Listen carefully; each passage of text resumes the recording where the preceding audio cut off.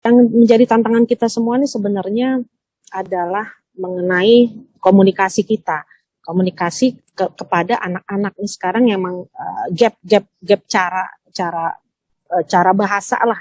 Ini yang menjadi masalah buat kita. Kadang-kadang orang tua pun juga kita masih berpikir seperti tadi tuh. Oh, kamu tuh harusnya misalnya untuk anak-anak ya sekolah pendidikannya harus pintar, harus jadi ini, matematika harus bagus dan sebagainya.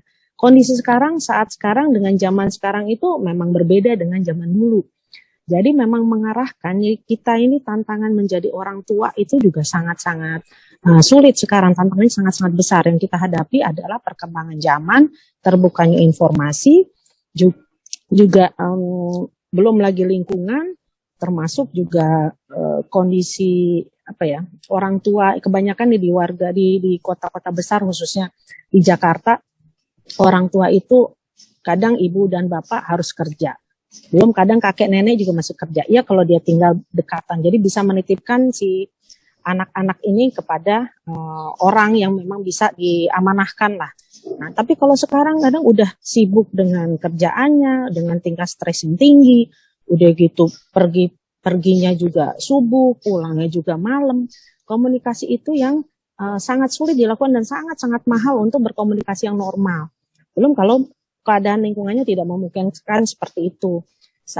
Untuk anak-anak pun juga mau curhat ke siapa.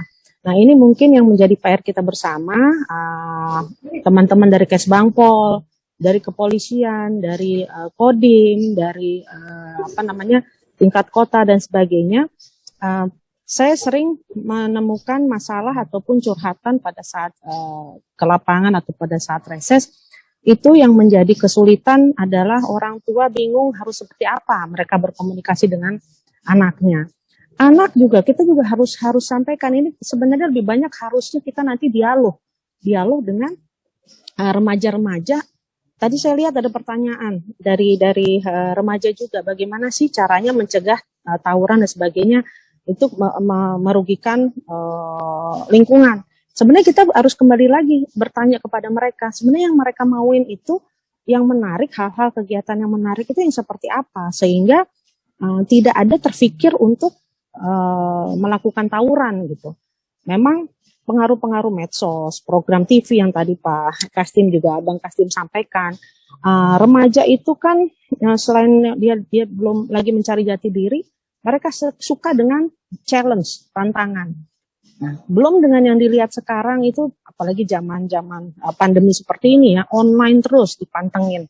Yang dia lihat, anak saya aja yang kecil aja, apa-apa aja melihatnya dari TikTok lah, dari YouTube dan sebagainya. Hal-hal yang menurut kita, apa sih nih, nggak mutu, nggak manfaat, tetapi itulah yang mereka sekarang media yang mereka lihat sehari-hari. Jadi tantangan juga untuk kita, kalau misalnya kita membuat program-program untuk pendidikan wawasan kebangsaan, udah gitu bela negara, udah gitu mungkin ada latihan pendidikan, terus juga materi-materi kebangsaan lain, nggak bisa dengan bahasa kayak dulu lagi, bahasa baku. Jadi kita memang harus yang interaktif, yang menarik dengan bahasa-bahasanya anak-anak zaman sekarang. Jadi memang terus ditambah lagi juga harus ada games yang betul-betul ada challenge-nya sehingga mereka juga tertarik. Nah, anak-anak ini luar biasa kreativitasnya.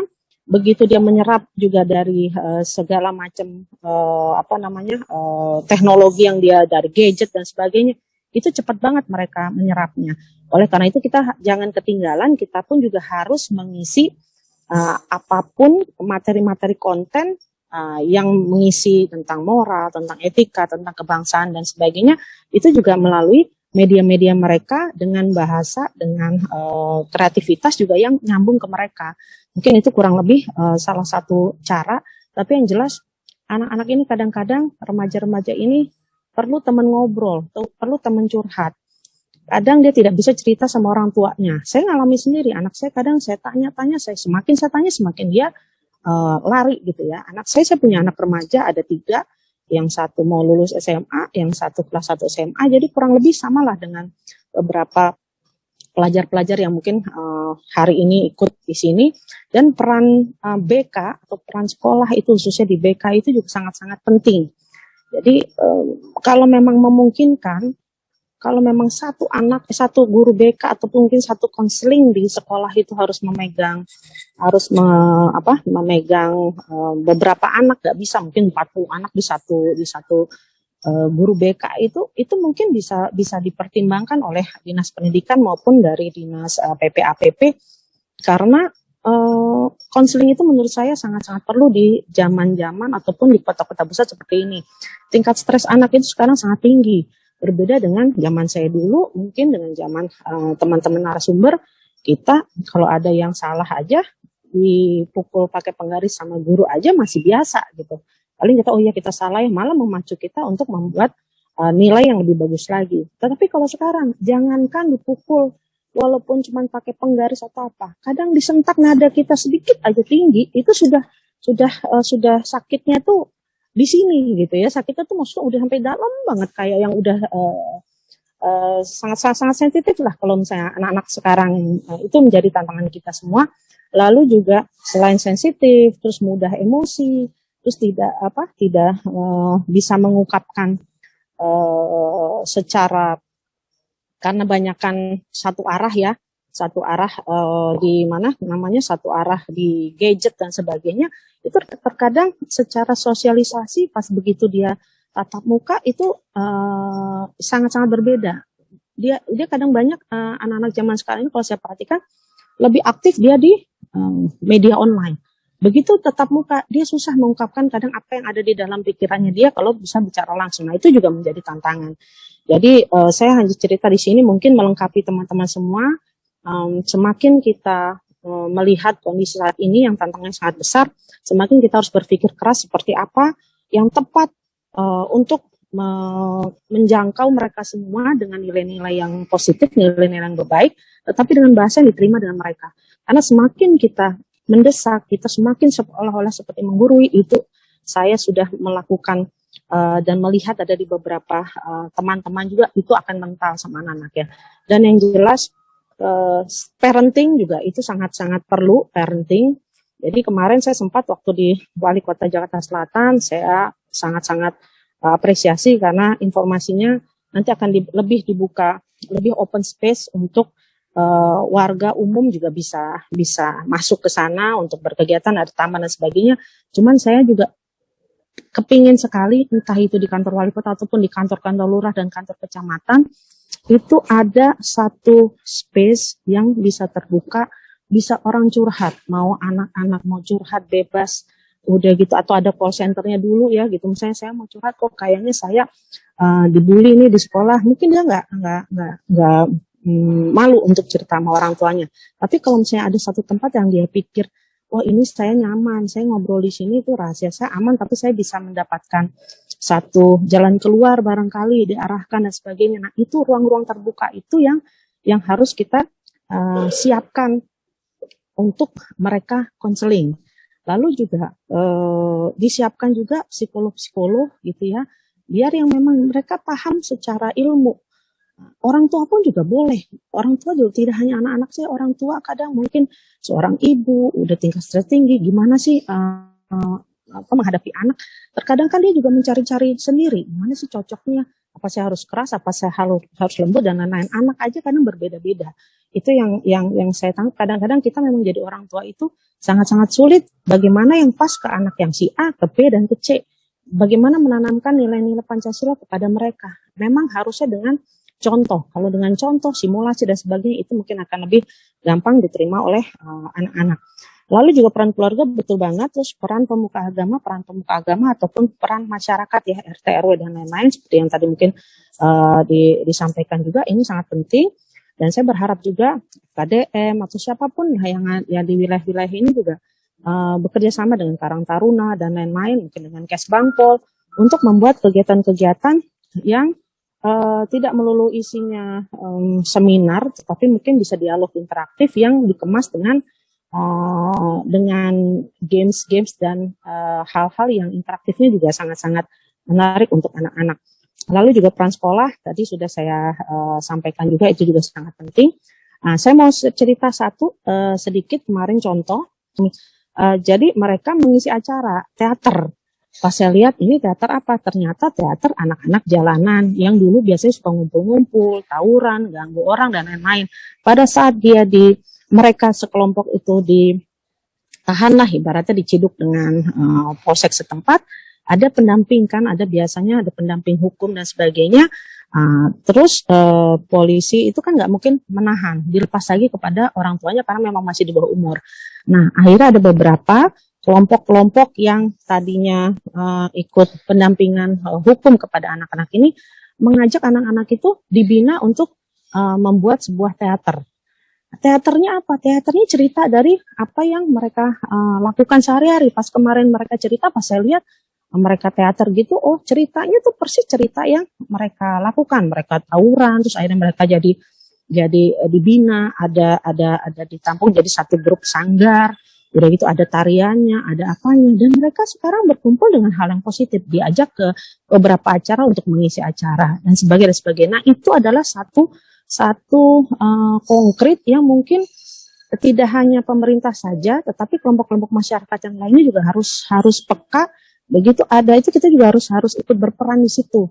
Nah, itu yang memang di DPRD juga kami juga dorong terus kepada dinas-dinas terkait, khususnya di Komisi E ya, untuk dan juga Komisi E Dinas Pendidikan, Dinas Perlindungan Anak, lalu juga bisa juga dengan Komisi B untuk pelatihan-pelatihan ketenagakerjaan dan UKM itu terbuka sekali khususnya untuk remaja-remaja. Jadi baik itu yang SMA maupun yang SMA dan setingkatnya, terus juga Karang Taruna dan lain-lain juga harus aktif mencari kegiatan-kegiatan yang memang sebenarnya ada program-programnya di dinas-dinas. Nah, itu dimanfaatkan betul. Kalau misalnya tidak ada, cari di luar itu, intinya kami siap berdialog. Pemerintah mau dari dinas terkait, mau dari Forkominfo dan Forkominda dan sebagainya sebenarnya terbuka. Teman-teman adik-adik ini maunya apa? Biar adik-adik ini mengisi kegiatannya dengan hal yang positif. Kita siapin. Kalau kita kadang paksakan juga dengan apa yang kita punya belum tentu cocok sama adik-adik semua. Jadi itu yang perlu dibuka dialog. Mudah-mudahan peran serta sekolah juga bisa menampung gitu apa. Kalau kami dari DPRD sangat terbuka sekali, apapun masukan-masukan yang kita memang bisa dorong, termasuk regulasi-regulasinya. Itu yang sangat penting. Jadi teman-teman semuanya di DPRD pun setiap bulan itu kami kan selalu diharuskan menjalankan sosialisasi peraturan daerah, baik itu tentang kepemudaan, tentang pariwisata, tentang segala macamnya. Itu pun juga kalau misalnya bisa dimanfaatkan, kita carikan narasumber-narasumber yang tepat kepada remaja-remaja, audiensnya bisa remaja-remaja tersebut. Jadi sebenarnya banyak kegiatan, tetapi yang betul adalah bagaimana berdialog yang pas dengan bahasa yang tepat, sehingga anak-anak remaja pun juga bisa dengan bebasnya dia mengeluarkan segala macam pendapatnya, usul-usulannya kepada kita-kita. Karena sekarang itu yang kita hadapi tidak hanya fisik, betul tadi saya sempat melihat, jangan percaya anak kesini ke situ memang, tetapi kita mencurigai anak juga sulit. Jadi juga serba salah, bisa tanya mau kemana, jam berapa pulang gitu ya, harus ke sini, temennya siapa, kok nggak percaya banget sih? Ya tapi memang kondisi saat ini kita memang nggak bisa 100% percaya. Tetapi bagaimana kita menanamkan kepada anak-anak, itu yang menjadi tantangan kita, menanamkan kepada anak-anak itu, bukan kita mau mata-mata itu nggak percaya loh, tetapi kalian bagaimana bertanggung jawab. Kita juga kan ingin tahu lingkungan kalian tuh aman apa tidak, dan sebagainya. Terus bagaimana itu yang menjadi sulit juga adalah bisa kerjasama dengan BNPT ataupun Badan Sandi Negara, bagaimana mendeteksi di medsos itu terkait cybercrime yang baik itu terorisme, udah gitu narkoba, udah gitu mungkin ajaran-ajaran lainnya yang mungkin bisa berpengaruh buruk. Apalagi yang saat ini sekarang yang sangat berbahaya adalah pornografi. Pornografi juga itu sangat merusak mental, dan itu sangat gampang semua tadi, mau pornografi, mau narkoba dan sebagainya dengan sekali klik aja. Itu yang sangat-sangat berbahaya. Nah, PR kita sama-sama, apakah mungkin kita punya satgas cyber dan sebagainya, tetapi kan ada peran-perannya ya, mungkin nanti kita yang di atas nih, dari mulai mungkin BNPT, BNN, udah gitu dari Pemprov DKI, dari TNI Polri, itu memang harus bareng-bareng bersama mencari bareng-bareng lah, ibaratnya menjadi satgas bersama untuk mengawasi apa yang memang menjadi tantangan-tantangan yang negatif kepada remaja-remaja kita. Untuk kegiatan-kegiatan lainnya yang positif itu banyak, tapi sekarang tidak mungkin meninggalkan apa yang menjadi kekinian, jadi memang kita harus berbahasa yang baik. Lalu juga untuk orang tua, itu juga kemana orang tua ini, terkadang kalau misalnya bingung menghadapi, apalagi anak-anak yang remaja, terus juga anak-anak yang sekarang nih, generasi pandemi ini, generasi online, itu juga seperti apa. Apabila ada yang merasa kesulitan, mereka harus berdiskusi. Saya juga berharap betul, dan mudah-mudahan nanti kita bisa jadi diskusi di DPRD juga bersama teman-teman, bagaimana kita bisa jemput bola. Konselor-konselor itu mungkin ya, apakah bisa misalnya di tingkat kelurahan gitu, dibuka juga di situ. Jadi setiap hari apa sampai hari apa, mungkin untuk konseling untuk anak-anak remaja, ada konseling untuk anak-anak balita, termasuk gizi anak-anak juga itu sangat penting. Mungkin kurang lebih itu barangkali rekan-rekan semua. Kalau misalnya dari kami selalu berharap kita harus mengarahkan anak-anak atau remaja-remaja ini kepada hal-hal yang positif. Jadi kegiatan-kegiatan nanti harus lebih dibanyakin, mau olahraga, yang paling banyak adalah olahraga. Lalu juga kesenian. Lalu juga remaja ini jangan dibikin stres. Remaja ini, anak-anak ini harus dibikin happy. Walaupun misalnya yang udah stres mah urusan orang tua, ada urusan kiri kanan. Tapi dia harus happy. Begitu dia happy, masuknya pasti akan sangat mudah dengan hal-hal yang baik. Jadi itu yang mungkin bisa saya sampaikan. Sebelum diakhiri, saya juga ada sedikit pantun buat teman-teman semuanya. Kelenteng Agung, belok kiri ke Pol Tanga. Dari Cidodol, lurus terus ke Kebayoran. Yuk kita semua jaga tertib lingkungan, stop jangan ribut, jangan tawuran. Dan sebelum puasa, ke Ancol lewat Jalan Lodan. Tarawih nanti pakai hijab satin. Marhaban ya Ramadan, mohon maaf lahir dan batin. Mungkin sekian dari saya, kurang lebihnya mohon maaf. Wassalamualaikum warahmatullahi wabarakatuh. Untuk orang tua dan untuk guru-guru tetap semangat. Untuk remaja juga tetap semangat. Salam semuanya.